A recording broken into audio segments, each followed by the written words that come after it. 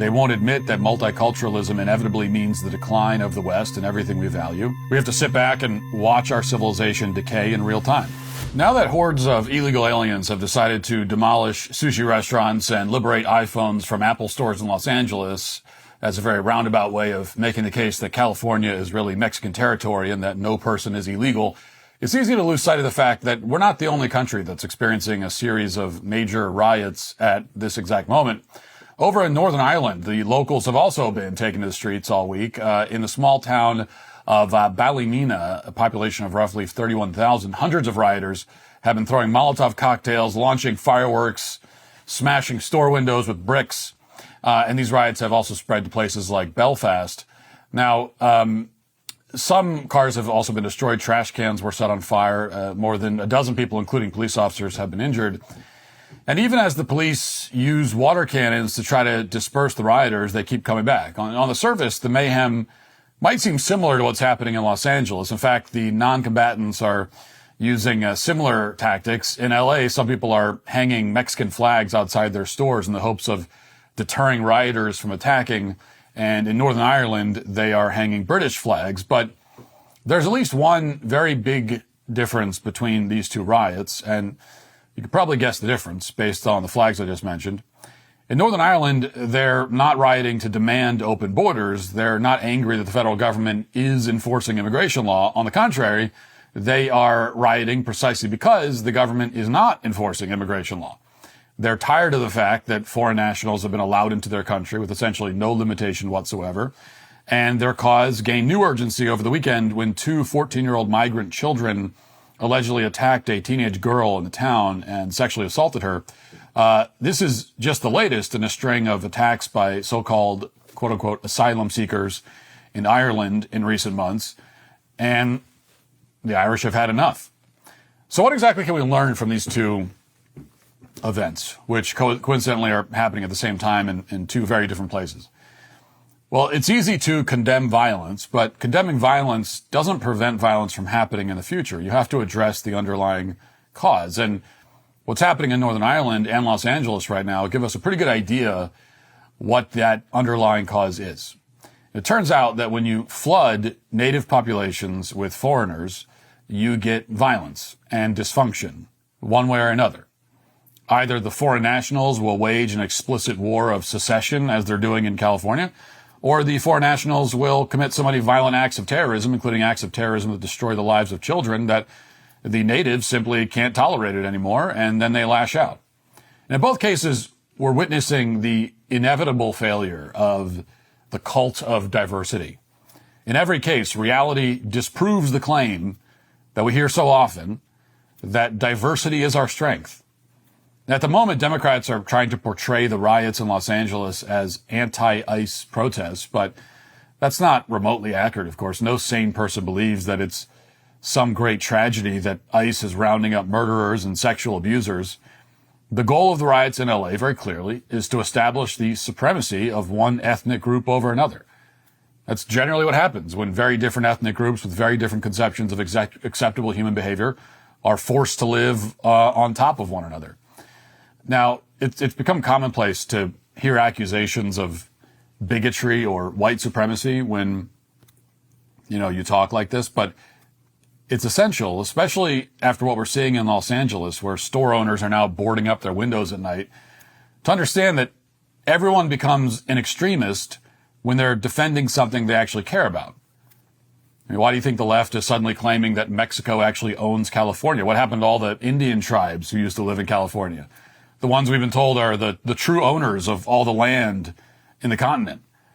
They got there before the Mexicans, but all of a sudden, the Indians' claim to the land doesn't matter. Instead, the president of Mexico's Senate just came out and threatened to seize land from the United States. Now, he's not speaking English, so I'll read from the translation. Quote, "Names don't lie. The most spoken language in Los Angeles is Spanish. The United States government has the right to implement whatever immigration measures it deems appropriate, but they have no right to violate the dignity of immigrants. They have no right to separate families." The politician also said that that he told Trump that Mexico would, quote, "build the wall and pay for it, but will do it according to the 1830 map of Mexico." So now they're celebrating colonialism suddenly. They're saying that because the Spanish colonized Los Angeles and called it part of New Spain back hundreds of years ago and dished out some Spanish names, somehow that's evidence that California currently belongs to Mexico. Never mind the fact that Mexico didn't do anything with California when they briefly owned it independently for around 25 years, as we discussed the other day. Never mind the fact that Americans brought civilization and prosperity to that territory over a period of more than 150 years. The important point for our purposes is to underscore the fact that activists and politicians will use any argument they can think of in order to defend their preferred ethnic group and nationality. They don't care if it's hypocritical. They don't care if it's unfair. They'll do it anyway. And that's why multiculturalism in every context is failing. It's why we're seeing riots everywhere, not just in Ireland and California. Katie Daviscourt at the Post-Millennial shot this footage from Seattle, for example. Rioters are besieging federal buildings, torching American flags, blockading officers, throwing rocks at buildings. Watch. Washington! ICE out of Washington!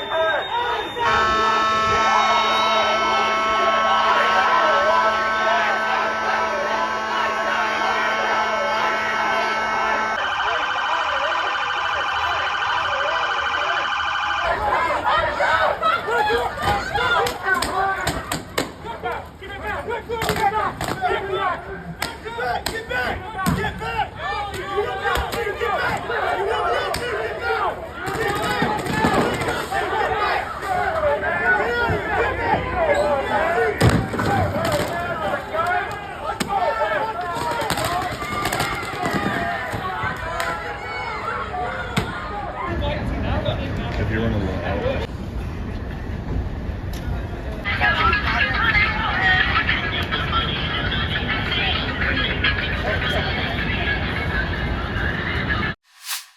Now, as the day went on, the rioters in Seattle shot fireworks directly at officers outside of a federal building, leading to a brawl, which you can see here.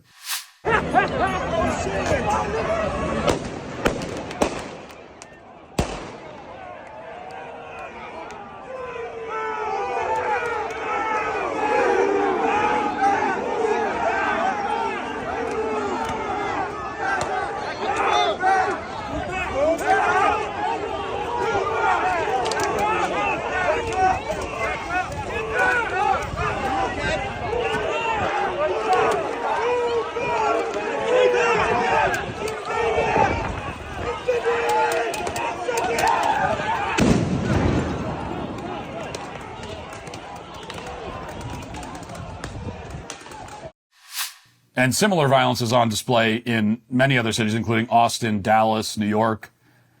You'll notice that most of the mayhem isn't even directed at ICE. For example, in Atlanta, rioters have taken turns destroying police cars and shooting fireworks at officers. Watch. Hold on. Stop. Over there. Hammering it. Holy.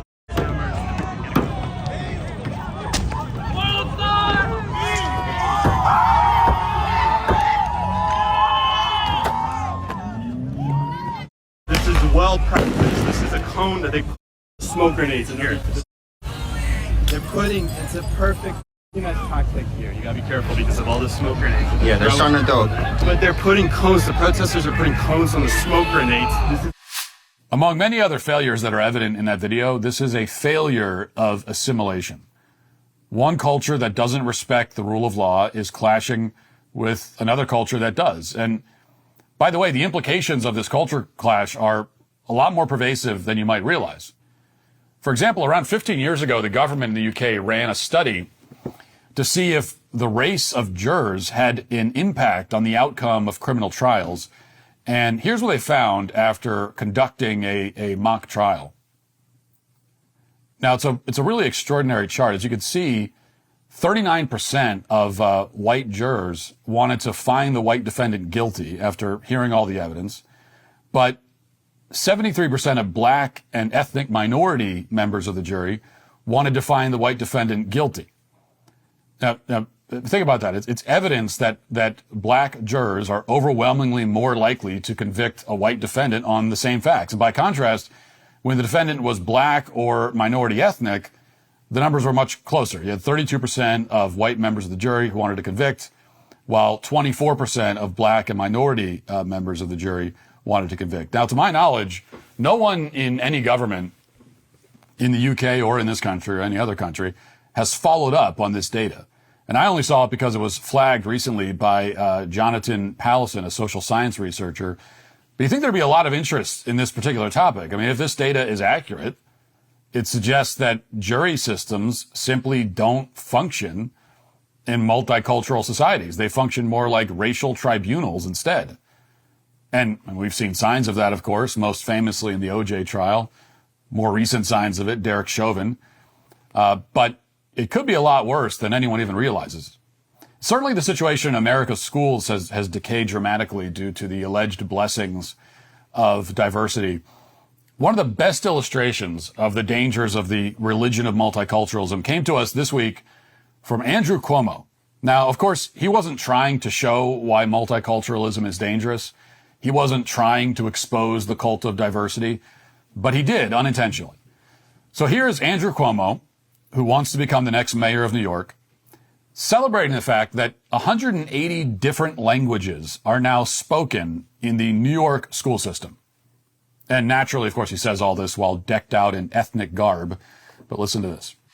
The city of New York. We are the capital of diversity. 180 languages spoken in our school system. 180 different languages, people from all across the world. That makes us stronger, not weaker. The capital of diversity, he says proudly. Now, if it's true that there are 180 languages spoken in the New York school system, that is not something to brag about. That is rather a testament to the total insanity of multiculturalism. It is proof, as if we needed more, that diversity is certainly not our strength.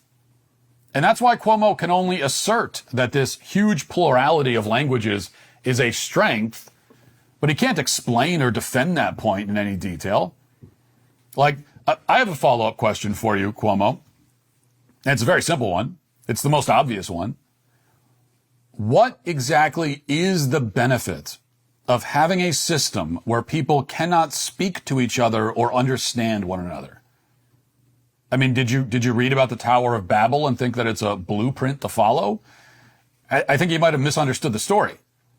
Like, so please give me an example of a scenario where you would walk into a place, hear people speaking all different languages that you can't understand, and say to yourself, wow, thank God.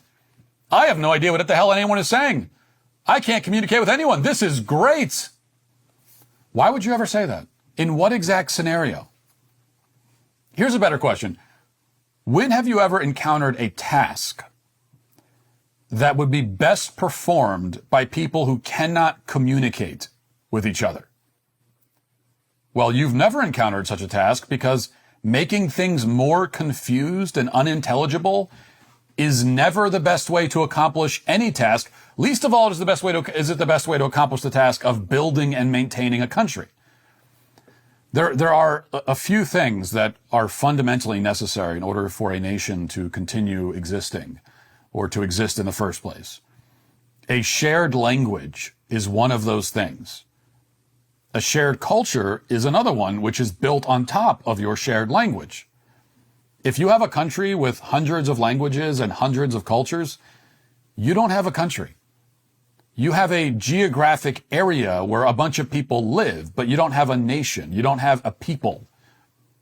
Now, this nation is called the United States of America. United is right there in the title. We must be united around something, by something. Something more than just mere geographical proximity. But when you see these riots breaking out across the country, what you're looking at is the fruits of diversity. These are people we have nothing in common with, people with whom we are not united and can never be united in any meaningful way whatsoever. Again, a nation regresses when it begins to worship the idol of multiculturalism. In Australia, their politicians will come right out and admit it. So here's a remarkable clip from a premiere in Australia from just a few weeks ago. Listen to this. There's been some that have been agitating in the parliament to nullify the laws, to remove them off the statute books. Think about what kind of toxic message that would send to the New South Wales community. And I think the advocates for those changes need to explain, what do they want people to have the right to say? What kind of racist abuse do they want to see or be able to lawfully see on the streets of Sydney? I recognise, and I've fully said from the beginning, that we don't have the same freedom of speech laws that they have in the United States. And the reason for that is that we want to hold together our multicultural community and have people live in peace, free from the kind of vilification and hatred that we do see around the world. So he says, quote, Australians don't have the same freedom of speech laws that they have in the United States. And the reason for that is that we want to hold together a multicultural cultural community. Well, at least they're honest about it. Meanwhile, in the UK, Nigel Farage, the leader of the Reform Party, has just announced that if you've lived in Wales for a few years, then you're Welsh. And you're no different from people who've lived there for generations. Watch. You say that you would like to give priority to people from Wales for housing. How would you define a Welsh person? Well, it's a very fair question from your channel. We hadn't proposed the Welsh language test. No, look, it's got to be somebody who's lived and is settled in Wales, has paid taxes and obeyed the law. And if someone's done that for a 5 or 10 year period, then I think they've every right to say that they're fully part of the Welsh community. Now, if the former leader of the Brexit campaign is talking like this, then you know it's pretty bad. But at least they're being honest overseas. In this country, we don't have many politicians or public figures who are willing to acknowledge what they're doing. They won't admit that multiculturalism inevitably means the decline of the West and everything we value. We have to sit back and watch our civilization decay in real time. Now, one of the few commentators who did see this coming was Pat Buchanan many years ago. Listen. When whites are a minority in this country in 2041 and Hispanics are 150 million, what is going to hold us together when we don't have a common religion, we don't have common beliefs about right and wrong and morality as we used to? We are at war over whether or not equality means equality of rights or equality of rewards. That footage is from around 14 years ago. The question that Pat Buchanan asked, what will hold us together? It's a very good question, has now been definitively answered. And it's nothing. Nothing will hold us together. All over the world, countries that bought into the lie that diversity makes us stronger are rapidly becoming unrecognizable. And in many cases, the people didn't vote for this. It was forced on them by their leaders. And until this disastrous experiment is reversed, which should be the Trump administration's top priority, the violence and dysfunction will only continue and get worse. We can either reject the cult of multiculturalism and diversity, or one large-scale riot at a time, we can allow it to destroy the United States. And if that happens, we'll be listening to our politicians tell us that the First Amendment is suspended in order to promote diversity, just like they do in Australia. And by that point, as in Australia and many other European nations, including the UK, it will be far too late to rebuild what we once had. If you'd like to see what else I have to say, you can access my full show by going to dailywire.com or by going to the Matt Walsh Show Twitter page. Hope to see you there. Godspeed.